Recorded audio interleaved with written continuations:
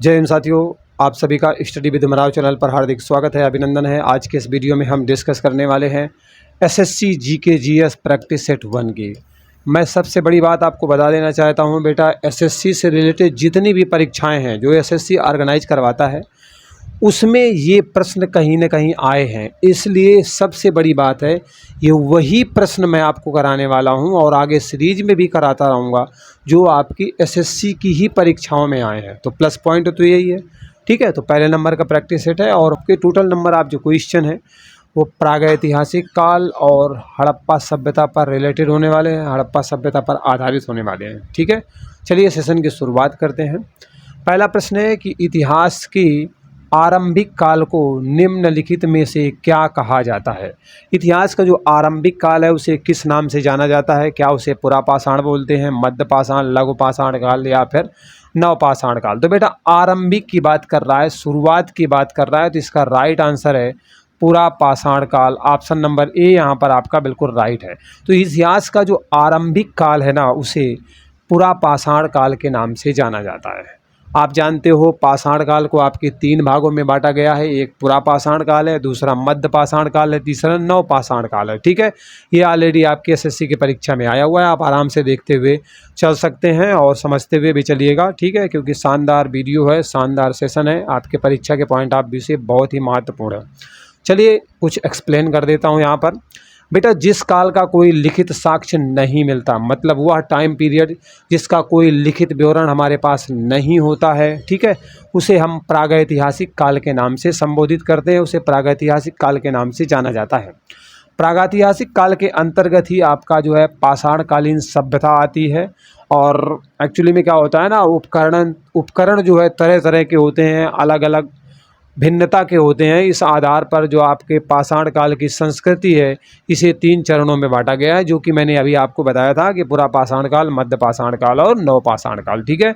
चलिए अगला प्रश्न आपके सामने दिया गया है कि भीमबेटका गुफा किस राज्य में है। भीमबेटका की गुफाएं अगर हम वर्तमान की बात करें किस राज्य में है, तो इसका राइट आंसर है मध्य प्रदेश में है। और मध्य प्रदेश की राजधानी साथियों भोपाल है और इंदौर शहर यहाँ का सफाई के मामले में बहुत आगे रहता है। तेलंगाना हाल ही में भी 2014 में आपका बनाया गया था और इसे आंध्र प्रदेश से काट करके बनाया गया है, ठीक है। चलिए ये समझ में आ गया आपको यहाँ तक। आगे इसका भी कुछ डिटेल है जो हमारे लिए हेल्पफुल हो सकता है, उस पर भी हम बात कर लेते हैं। बेटा आपके सामने दिया गया है, ध्यान से देखिएगा। दिया गया है कि मध्य प्रदेश का जो प्रसिद्ध भीमबेटका की गुफाएं हैं, मध्य प्रदेश में बेटा भीमबेटका की गुफाएं हैं, ये आपको भोपाल बेटा मध्य प्रदेश की राजधानी है, यहाँ से 45 किलोमीटर की दक्षिण में देखने को मिलेंगे। प्रागैतिहासिक कला का प्रहरी होने के साथ साथ भारतीय स्थापत्य कला का अनुपम खजाना भी है भीमबेटका की गुफाएं, ठीक है।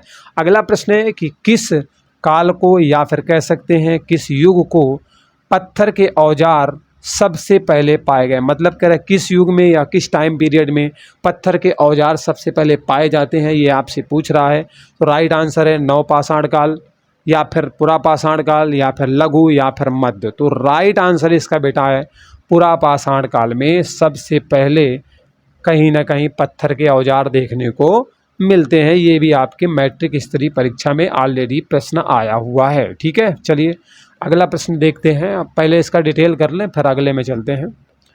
बेटा उपकरणों की भिन्नता के आधार पर पुरापाषाण काल को 3 कालों में विभाजित किया गया है, 3 भागों में बांटा गया है। पहला है आपका पूर्व पुरापाषाण काल, मतलब पुरापाषाण काल को भी 3 भागों में बांटा गया है। एक आपका पूर्व पुरापाषाण काल है, दूसरा आपका क्या है बेटा मध्य पुरापाषाण काल है, और तीसरा है आपका उच्च पुरापाषाण काल। मतलब पुरापाषाण काल को 3 भागों में बांटा गया, पहले पूर्व लगा दिया, मध्य लगा दिया और उच्च लगा दिया, ठीक है। तो स्पष्ट हो गया होगा कि प्रश्न में पत्थर के औजार के संबंध में आपसे बातें की गई हैं, तो जायज़ सी बात है इसका राइट आंसर आपका क्या होगा, पुरापाषाण काल ही होगा, ठीक है। अब क्या है ना कि कर्मचारी चयन आयोग ने अपने प्रारंभिक उत्तर पत्रक में इस प्रश्न का उत्तर नवपाषाण काल माना था, लेकिन बाद में क्या किया उसने मान लिया कि हाँ भैया सच में पत्थरों का सबसे ज़्यादा प्रयोग आपके उत्तर पाषाण काल में ही हुआ था, इसलिए राइट आंसर कहीं ना कहीं उसने पूरा पाषाण काल को ले लिया था। ठीक है, तो चलो ये मामला क्लियर हो गया यहाँ तक। ओके, क्लियर हो गया। तो यहाँ पर आपका जो है पूरा पाषाण काल राइट आंसर हो गया। ठीक है, चलो अगला प्रश्न देखते हैं। अगला प्रश्न दिया गया है कि सिंधु सभ्यता के शहरों की गलियां किस प्रकार की थी। बेटा सिंधु सभ्यता के बारे में आप जानते हो, जिसे आप हड़प्पा सभ्यता के नाम से भी जानते हो। इसकी गलियां किस प्रकार की हुआ करती थी, तो समकोण पर एक दूसरे को काटती हुई गलियां हुआ करती थी आपके हड़प्पा सभ्यता में। चौड़ी भी हुआ करती थी, सीधी भी हुआ करती थी। तो इसमें अगर राइट आंसर की बात करें, चौड़ी भी हैं सीधी भी हैं, तो ऑप्शन नंबर ए यहाँ पर आपका बिल्कुल करेक्ट हो जाएगा कि सिंधु सभ्यता के शहरों की जो गलियाँ थी चौड़ी भी थी, सीधी थी और एक दूसरे को समकोण पर काटती हुई थी। ठीक है, एसएससी की परीक्षा एफसीआई में ऑलरेडी ये क्वेश्चन आया हुआ है। सिंधु सभ्यता की किस तरीके से गलियाँ थीं, अगर बात करें पूर्व से पश्चिम की ओर भी जाती थी, उत्तर के दक्षिण की ओर जाती थी और एक दूसरे को समकोण पर भी काटती थी। ये रहा इसका डिटेल, वो ऑलरेडी मैंने आपको पहले ही बता दिया, इसलिए आगे यहाँ पर हम समय बर्बाद नहीं करेंगे। ठीक है, अगला प्रश्न बेटा आपका दिया गया है कि निम्नलिखित में से कौन सी सभ्यता अपने नगर नियोजन के लिए जानी जाती है। बेटा वो कौन सी सभ्यता है जो अपने नगर नियोजन के लिए बड़ी प्रसिद्ध रहती है, तो क्या सिंधु घाटी की सभ्यता है, या फिर आपकी मेसोपोटामिया की सभ्यता है, फारस या फिर मिस्र। तो राइट आंसर है बेटा सिंधु घाटी की सभ्यता अपने नगर नियोजन के लिए हमेशा चर्चा में रहती है। ये आपके जो है CPO SI में प्रश्न पूछा गया है। सिंधु सभ्यता का विशेषता है इसका नगर नियोजन। नगर को इस तरीके से नियोजित तरीके से बड़े व्यवस्थित ढंग से बसाया जाता है। ठीक है, और निश्चित योजना के अनुसार बसाए जाते हैं। और मुख्य बात है बेटा कि हड़प्पा और मोहनजोदड़ो सिंधु सभ्यता के प्रमुख नगरों में से एक होते हैं और हड़प्पा नामक पूरा स्थल के बारे में सर्वप्रथम जानकारी भी प्राप्त होती है और इसी वजह से सिंधु सभ्यता को हड़प्पा सभ्यता के नाम से भी जाना जाता है। ठीक है, चलिए यहाँ तक क्लियर हो गया, कोई डाउट नहीं होगा बच्चों को। आगे बढ़ जाता हूँ मैं। अगला प्रश्न आपके सामने दिया गया है कि हड़प्पा और मोहनजोदड़ो के खंडहर निम्नलिखित में से किस नदी के तट पर मिले हैं। अगर बेटा हम हड़प्पा के, वैसे देखा जाए तो ये प्रश्न गलत है, स्टेनोग्राफर में आया हुआ था।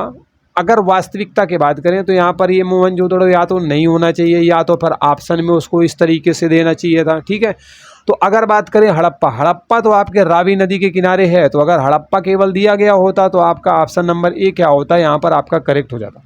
लेकिन एक्चुअली क्या है, हड़प्पा भी दिया है, मोहनजोदड़ो भी दिया है, तो अब इसके लिए क्या करना पड़ेगा, यहाँ पर आपको सिंधु नदी देना पड़ेगा। ठीक है, सिंधु नदी।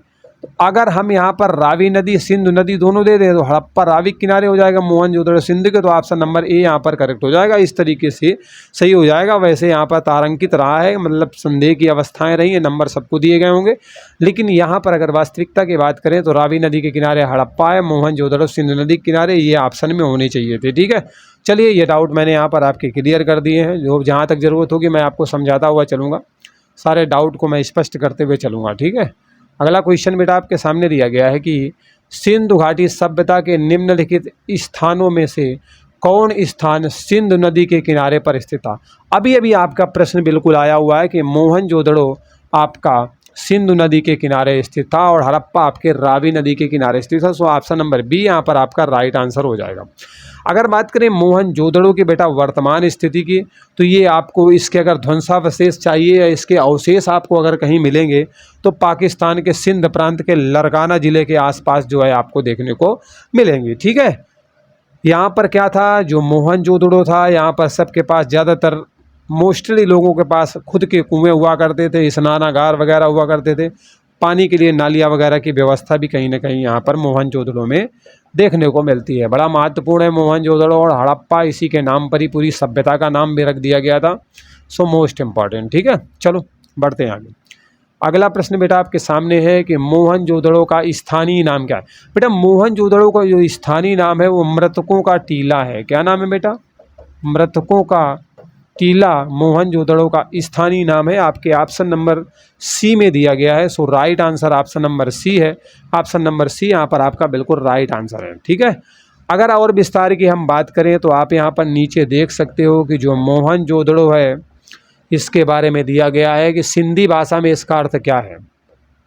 तो मोहनजोदड़ो का बेटा सिंधी भाषा में अगर हम बात करें तो इसका अर्थ है मृतकों का टीला। ठीक है, इसकी खोज सर्वप्रथम 1922 में राखाल दास बनर्जी के द्वारा की गई थी और ये जो पुरातात्विक खोज हुई थी अर्थात आपके मोहनजोदड़ो की हुई थी, ये बड़ा ही विख्यात रहा है और कहीं न कहीं एक अच्छा खासा नगर था जो मोहनजोदड़ो में या कह सकते हैं आपके हड़प्पा संस्कृति में हमेशा चर्चा में रहा है। ठीक है, अगला प्रश्न है बेटा मोहनजोदड़ो में सबसे बड़ा भवन कौन सा है? तो बेटा मोहनजोदड़ो में जो सबसे बड़ा भवन देखने को मिलता है कि सबसे बड़ा भवन कौन सा है, वो बेटा धान्यागार मिलता है। यहाँ पर अनाज को रखा जाता था, तो ऑप्शन नंबर बी यहाँ पर आपका बिल्कुल राइट है, धान्यागार था, मतलब अनाज यहाँ पर रखा जाता था और ये सबसे बड़ा भवन था हड़प्पा सभ्यता का। ठीक है, कुछ इसमें बेटा विस्तार भी दिया गया है, सो मैं डिटेल कर देता हूँ। यहाँ पर मोहनजोदड़ो का जो धान्यागार था जहाँ पर अनाज वगैरह भरा जाता था, वो 45.72 मीटर लंबाई होती थी और 22.86 मीटर उसकी चौड़ाई हुआ करती थी। सबसे बड़ा भवन माना गया है आपकी हड़प्पा सभ्यता का। और मोहनजोदड़ो के विशाल स्नानागार भी आपके जो है कहीं ना कहीं मोहनजोदड़ो की अगर बात करेंगे ना, तो यहाँ पर आपको विशाल स्नानागार देखने को मिलेगा जो उत्तर से दक्षिण की ओर बना होता था। 11.88 मीटर लंबाई हुआ करती थी और चौड़ाई 7.1 मीटर, गहराई 3-3.25 मीटर के आसपास हुआ करती थी। चलिए, यहाँ तक समझ में आ गया आपको सारी बातें। अगले प्रश्न पर चलते हैं अब हम। ठीक है, चलो अगला प्रश्न बेटा आपका दिया गया है कि सिंधु घाटी के लोगों की एक महत्वपूर्ण रचना निम्नलिखित में से किसकी मूर्ति थी? मतलब सिंधु सभ्यता के लोगों की विशेष करके कौन सी मूर्ति प्रसिद्ध हुआ करती थी?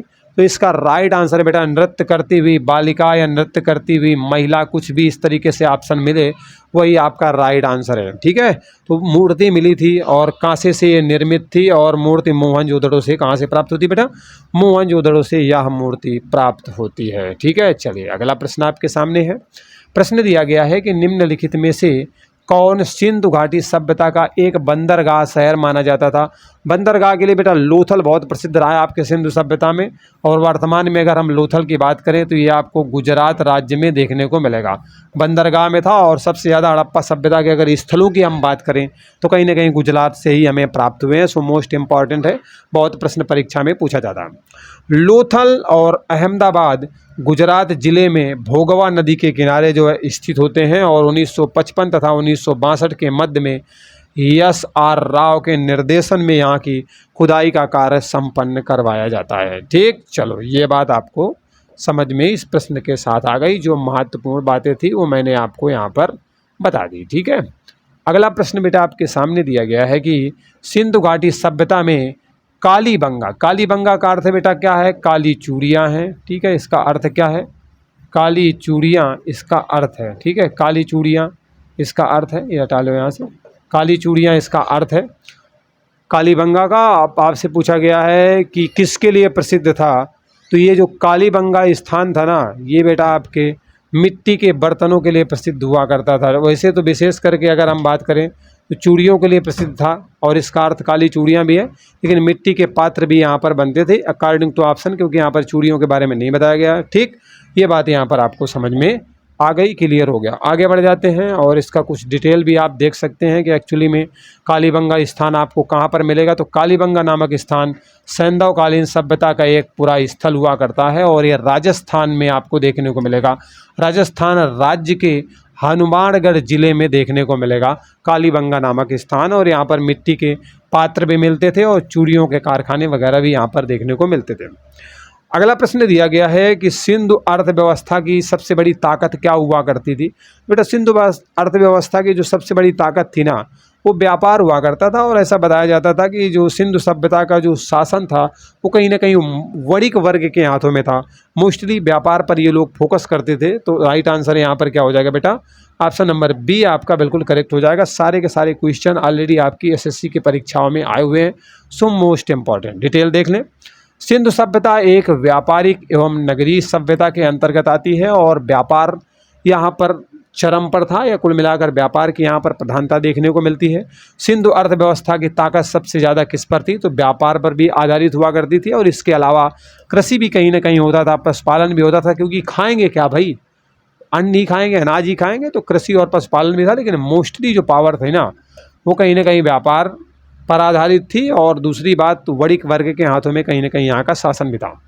निम्नलिखित में से कौन सी धातु हड़प्पन सभ्यता में नहीं पाई गई, मतलब कौन सी धातु से हड़प्पावासी परिचित नहीं थे, ऐसा भी प्रश्न आपसे किया जा सकता है। सोना, चांदी, तांबा, लोहा, तो इसका राइट आंसर है लोहे से हड़प्पावासी परिचित नहीं थे। ये आपको वैदिक काल में लोहा देखने को मिलेगा, लेकिन हड़प्पा सभ्यता में लोहा देखने को नहीं मिलेगा। तो ऑप्शन नंबर डी यहाँ पर आपका बिल्कुल राइट हो जाएगा, बिल्कुल सही हो जाएगा। ठीक है, डिटेल है बेटा कि हड़प्पा सभ्यता एक कांस्य युगीन सभ्यता के अंतर्गत आती है। आपसे पूछा जाएगा कि हड़प्पा सभ्यता किस प्रकार की सभ्यता में है या किस प्रकार की सभ्यता के अंतर्गत आती है, तो बेटा कांस्य युगीन सभ्यता के अंतर्गत आती है। और यहाँ से आपको तांबे के भी उपकरण देखने को मिलेंगे, कांसे की भी खोज कहीं ना कहीं हुई थी, सोना की तो हुई थी, चांदी की भी हुई थी। तो ये धातुएं तो आपको हड़प्पा सभ्यता में मिलेंगे, लेकिन लोहे की प्राप्ति का कोई साक्ष्य एक्चुअली में हमें प्राप्त नहीं हुआ है। और माना जाता है कि हड़प्पा काल के लोग लोहे से परिचित ही नहीं थे। लौह युग कि अगर प्रारंभ की बात करें तो मैंने आपको बताया था वैदिक काल में, और वैदिक काल में भी आपको उत्तर वैदिक काल के अंतर्गत 1000 ईस्वी के आसपास देखने को मिलेगा। और उसके बाद भन जो है तेजी के साथ उपकरणों का निर्माण किया जाता है, और उसके बाद जो है कृषि क्षेत्रों में या फिर अन्य क्षेत्रों में बहुत ज़्यादा क्रांति आ जाती है। ठीक, चलो भाई यहाँ तक समझ में आ गया।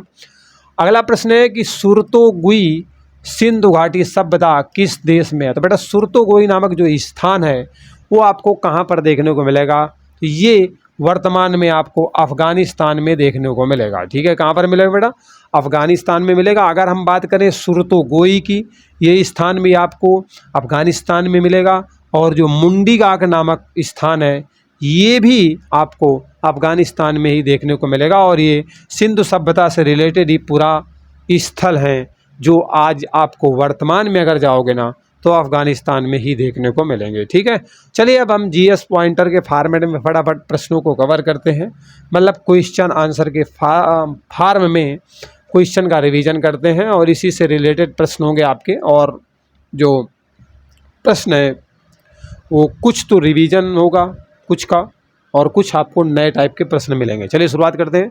भीमबेटका के रॉक शेल्टर्स, ध्यान से देखना बेटा, भीमबेटका का जो रॉक शेल्टर्स है किसकी तलहटी में स्थित है, तो बेटा बिंद क्षेत्र में आपको देखने को मिलेगा, या बिंद रेंज के क्षेत्र में देखने को मिलेगा भीमबेटका। वैसे भीमबेटका की गुफाएं तो आपको कहाँ पर मिलेंगी, अभी आपने पढ़ा था मध्य प्रदेश में देखने को मिलेंगी, भोपाल से 45 किलोमीटर की दूरी पर। ठीक है, अगला प्रश्न है कि मध्य प्रदेश में की गुफाएं पूर्व ऐतिहासिक गुफा चित्रों तथा भित्ति चित्रों का बेहतरीन उदाहरण है।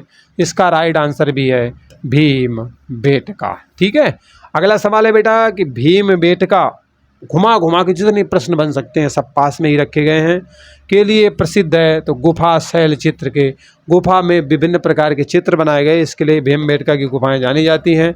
और ये बेटा आपको वर्तमान में मध्य प्रदेश में देखने को मिलेंगी। ठीक है, अगला सवाल है कि किस हड़प्पाकालीन स्थल के भवन निर्माण के लिए कच्ची ईंटों का प्रयोग बहुतायत मात्रा में अधिक से अधिक किया जाता था, तो ये राइट आंसर है बेटा कालीबंगा, जिसका अर्थ है काली चूड़ियाँ, और बर्तन के लिए बनाने के लिए, मिट्टी के पात्र के लिए जाना जाता था।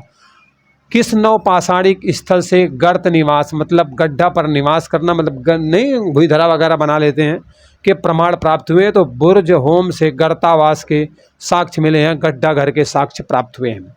पुरातात्विक अवशेष के रूप में काले रंग की चूड़ियाँ, कालीबंगा का अर्थ ही है काले रंग की चूड़ियाँ, मैंने अभी आपको डिटेल भी किया। अग्निकुंड, हल से जुते हुए खेत, युगल समाधान के साक्ष्य कौन से तत्व कालीबंगा में कह रहा नहीं पाए गए, मतलब 3 पाए गए, एक नहीं पाया गया, मतलब युगल समाधान आपका कालीबंगा में नहीं पाया गया। बाकी कालीबंगा में काले रंग की चूड़ियाँ भी मिली हैं, अग्निकुंड भी मिला है, हल से जुते हुए खेत के साक्ष्य भी मिले हैं, युगल समाधान के साक्ष्य आपको कहाँ से, कालीबंगा से प्राप्त नहीं हुए हैं। ठीक, चलो आगे बढ़ जाते हैं बेटा। अगला सवाल है कि लोथल की बात करें, दैमाबाद की बात करें, सुतकोटदा की बात करें, धौलावीरा की बात करें, कौन सा हड़प्पाकालीन स्थल गुजरात में स्थित नहीं था। अब मैंने बोला ना गुजरात में मोस्टली हड़प्पा सभ्यता के स्थलों की खोज हुई है, तो बहुत चर्चा में रहा है, लोथल तो मोस्टली रहा है। तो अब कह रहा है लोथल तो आपका दिया गया है, ये दैमाबाद बेटा आपके महाराष्ट्र में पड़ता है। कहाँ पड़ता है? तो लोथल तो आपको गुजरात में मिलेगा, सुरकोतदा भी मिलेगा, धौलावीरा मिलेगा, ये गुजरात में मिलेंगे। ये जो दैमाबाद है ना, ये बेटा आपको महाराष्ट्र में मिलेगा। कहाँ पे मिलेगा? महाराष्ट्र में मिलेगा। सो यही अलग हो जाएगा। तो इसका राइट आंसर क्या है? Daimabad is the right answer. Langhnaj की बात करें, गणेश्वर की बात करें, बागोर की बात करें, आदमगढ़ की बात करें, कौन सा स्थल मध्य पाषाण कालीन नहीं है कह रहा है। मतलब ये 4 स्थल जो दिए गए हैं इसमें से कौन सा है जो मध्य पाषाण काल से रिलेटेड नहीं है? तो यहाँ पर जो गणेश्वर है ना, ये मध्य पाषाण काल से रिलेटेड स्थल नहीं है। बाकी लंगनाज, बागौर, आदमगढ़ आपके कहाँ से संबंधित है? मध्य पाषाण काल से रिलेटेड है। ठीक है। अगला प्रश्न है कि सिंधु घाटी सभ्यता का कौन सा प्राचीन शहर अपने बंदरगाह के लिए जाना जाता है? तो बंदरगाह के लिए तो भैया लोथल प्रसिद्ध होता है, गुजरात में पड़ता है। लोथल नगर किस नदी के उपनदी के किनारे बसा हुआ है? तो साबरमती नदी के किनारे बसा हुआ है। और ये साबरमती नदी किसकी उपनदी है? किस नदी की उपनदी है? लोथल नगर जो है किस नदी के उपनदी के किनारे बसा हुआ है? तो साबरमती की जो उपनदी है उसके किनारे लोथल आपको देखने को मिलेगा, गुजरात में देखने को मिलेगा। ठीक है। चलो नेक्स्ट क्वेश्चन है बेटा आपका। प्रश्न दिया गया है कि हड़प्पा कालीन स्थलों में अभी तक किस धातु की प्राप्ति नहीं हुई? मैंने आपको बताया सोना, चांदी, तांबा, कांसा सबसे परिचित थे, लेकिन लोहे से परिचित नहीं थे। लोहे की खोज उत्तर वैदिक काल में देखने को मिलती है। तो राइट आंसर आपका क्या हो जाएगा? लोहा। सिंधु घाटी सभ्यता का कौन सा एक स्थान रावी नदी के किनारे स्थित है? तो रावी नदी के किनारे तो हड़प्पा है। ऑप्शन में मैंने बताया नहीं था कि हड़प्पा आपके रावी नदी के किनारे है और मोहनजोदड़ो आपका सिंधु नदी के किनारे है ना। तो बस हड़प्पा राइट आंसर हो गया। सिंधु घाटी सभ्यता की लिपि कौन सी थी? तो बेटा सिंधु सभ्यता की जो लिपि थी ना, वो एक्चुअली क्या थी? अभी तक हम लोग पढ़ ही नहीं पाए। अभी तक क्या है? अपठित है, उसको हम पढ़ नहीं पाए, समझ नहीं पाए हैं। ठीक, ओके। अगला प्रश्न है कि लघु पाषाण क्या होते हैं? लघु पाषाण क्या होते हैं? पत्थर के औजार होते हैं। पत्थर के छोटे छोटे औजार होते हैं, वो आपके लघु पाषाण कहलाते हैं। चलो ये भी आपको यहाँ पर समझ में आ गया। अगला प्रश्न दिया गया है कि हड़प्पा कालीन स्थल रोपण है, हड़प्पा काल से रिलेटेड है। स्थल का नाम बेटा रोपण है। किस नदी के किनारे स्थित है? तो सतलज नदी के किनारे रोपण नामक स्थल की उपस्थिति देखने को मिलती है। हड़प्पा की बात कर लो, मोहनजोदड़ो की बात करो, लोथल की बात करो, में सिंधु सभ्यता का कौन सा स्थान भारत में स्थित है वर्तमान में? तो लोथल बेटा आपको गुजरात में मिलेगा। लोथल कहाँ मिलेगा? गुजरात में मिलेगा। तो इसका राइट आंसर लोथल हो जाएगा। वही आपका यहाँ पर भी दिया भी गया है। हड़प्पा कहाँ पर है? कमेंट करके बताओ। मोहनजोदड़ो कहाँ पर है? पाकिस्तान में है। कौन अफगानिस्तान में? जल्दी से बताइए। आप सभी समझ चुके हैं अब तक। ठीक है। कौन सी एक विशेषता सिंधु घाटी सभ्यता के प्रमुख शहरों की एक सामान्यता विशेषता नहीं हुआ करती थी? तो वो था बेटा सिंचाई के लिए नहरें नहीं हुआ करती थी। ठीक है। अगला है कि हड़प्पा सभ्यता के लोग कैसे थे? तो शहरी थे, जाहिर सी बात है। भवन निर्माण, नालियों की व्यवस्था, रास्ते चौड़ी और समकोण पर काटती हुई, तो ठीक ठाक व्यवस्था थी। तो शहरी व्यवस्था थी भाई, सारे संसाधन थे, सब कुछ। ठीक है। चलो अगला प्रश्न है कि सिंधु घाटी सभ्यता में धौलावीरा स्थल अगर बात करें वर्तमान में तो भारत के किस राज्य में पड़ता है? तो लोथल और धौलावीरा ये सब आपके गुजरात में पड़ते हैं और कच्छ के रण के क्षेत्र में आपका धौलावीरा स्थल पड़ता है। सिंधु घाटी सभ्यता के स्थानों में आपको धौलावीरा भी मिलेगा, मोहनजोदड़ो भी मिलेगा, चनहूदड़ो भी मिलेगा और हड़प्पा भी मिलेगा। 4 दिया गया है। इसमें से सिंध का मरुस्थल किसको कहा जाता है?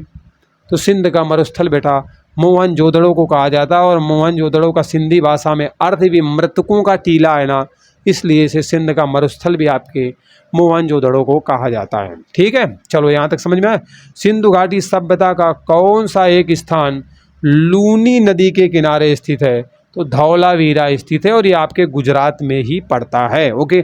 अगला प्रश्न है, मैं ऐसा करता हूँ इसे ऊपर कर लेता हूँ फिर बताता हूँ आपको। ठीक। चलो प्रश्न है कि युगल समाधान, फारस की मुहरें, बंदरगाह और उत्तम किस्म के जौ में से कौन सा तत्व पुरातात्विक अवशेष के रूप में लोथल से प्राप्त नहीं हुआ है?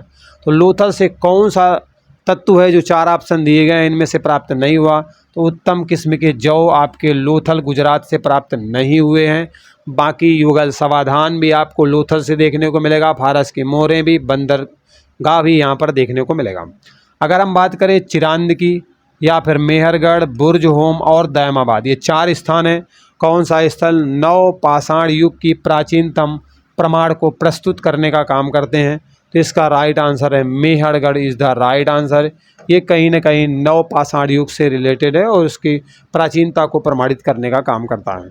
चलो यहाँ तक तो भाई समझ में आ गया, सारी बातें क्लियर हो गई, कोई डाउट नहीं होगा। ये मिलान आपके सही सही सामने सामने दिए गए हैं, इसलिए चिंता की कोई बात नहीं है, मिलान सही सही है सब। मोहनजोदड़ो बेटा आपका जो है ग्रेट बाथ, बड़ा सा बाथरूम, विशाल स्नानागार देखने को मिलता है। हड़प्पा से जो है यहाँ पर जो है स्टेचू ऑफ प्रीस्ट देखने को मिलती है, और कालीबंगा से हल्के चिन्ह, जुते हुए खेत के साक्ष्य मिलते हैं ना। कालीबंगा से काली चूड़ियाँ इसका अर्थ है। लोथल से आपको पत्तनयाई से जो है बंदरगाह भी लिखा मिलता है, बंदरगाह के साक्ष्य जो है देखने को मिलते हैं आपके लोथल से। सही मिलान है, इसलिए कोई चिंता की बात नहीं है।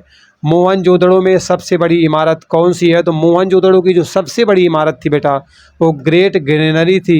ग्रेट ग्रेनरी का मतलब होता है धान्यागार। क्या था? धान्यागार, जहाँ पे अनाज बढ़ा जाता था। विशाल धान्यागार शुद्ध अर्थ होगा इसका, विशाल धान्यागार जहाँ पर अनाजों को रखा जाता था। सिंधु घाटी सभ्यता के लोग किसकी पूजा करते थे बेटा? पशुपतिनाथ की पूजा किया करते थे सिंधु सभ्यता के लोग। और पुरालेख शास्त्र किसका अध्ययन होता है? तो पुरालेख के अंतर्गत बेटा शिलालेखों का अध्ययन किया जाता है। ठीक है, शिलालेखों का अध्ययन आपके पुरालेख शास्त्र के अंतर्गत किया जाता है, ये भी क्लियर हो गया। नेक्स्ट क्वेश्चन आपका बेटा दिया गया है कि पुरालेख शास्त्र किसका अध्ययन है? शिलालेख हो गया। ऐतिहासिक लेखों का संरक्षण विज्ञान की किस शाखा में होता है? तो ऐतिहासिक लेखों का संरक्षण अगर कोई शाखा करती है विज्ञान की तो उसे म्यूजियोलॉजी के नाम से जाना जाता है, और म्यूजियम वगैरह जानते हो ना, रिलेटेड है इसी से। सिंधु घाटी सभ्यता की लिपि कौन सी थी? तो अज्ञात है, और वैसे तो बताते हैं कि भाव चित्रात्मक थी, भावों को चित्र के माध्यम से प्रकट करते थे, लेकिन वैसे मोस्टली आपकी अज्ञात है। विशाल स्नानागार जिसे ग्रेट बाथ कहते हैं, बड़ा स्नानागार, कहाँ पर मिला हुआ है? तो मोहनजोदड़ो में विशाल स्नानागार मिला हुआ है। ठीक है, अगला है कि सिंधु घाटी के लोगों की एक महत्वपूर्ण रचना किसकी मूर्ति थी? तो नृत्य करती हुई एक महिला की, बालिका की, जो भी नृत्यांगना की मूर्ति सिंधु घाटी के लोगों को देखने को मिलती है। और देवी माता की पूजा से संबंधित, किससे संबंधित है? तो सिंधु सभ्यता के जो है कहीं ना कहीं संबंध देखने को मिलता है। यहाँ पर जो है उर्वरता देवी की पूजा की जाती थी सिंधु सभ्यता में। ओके, तो इस तरीके से ये आपका सेशन समाप्त होता है। वीडियो शानदार वीडियो समाप्त होता है। कैसा लगा आप कमेंट करके हमें ज़रूर बताइएगा, और क्या आपको डाउट रहे हैं, और मतलब वार्तालाप करते रहिए। कहने का मतलब ये है, कमेंट करके आप आंसर भी बता सकते हैं, ये तो और अच्छी बात है। आपने जो प्रयास किया उसमें कितने सही हुए हैं, कितना आप सही करने में सक्षम रहे हैं, क्योंकि सारे के सारे एसएससी की पूर्ववर्ती परीक्षा में प्रश्न आए हुए हैं। सो मोस्ट इंपॉर्टेंट सेशन रहा होगा आप सभी के लिए। अगला सेशन भी ऐसा ही रहने वाला है, वो भी आज सारे के सारे प्रश्न होंगे। ये जरूर है कि टॉपिक चेंज हो जाएगा, कि आज के प्रश्न हम जो है इस टॉपिक पर कवर करेंगे, लेकिन प्रश्न वही होंगे जो ऑलरेडी आपके एसएससी की परीक्षा में आए होंगे। चलिए मिलते हैं अगले वीडियो में। Bye bye, take care, see you.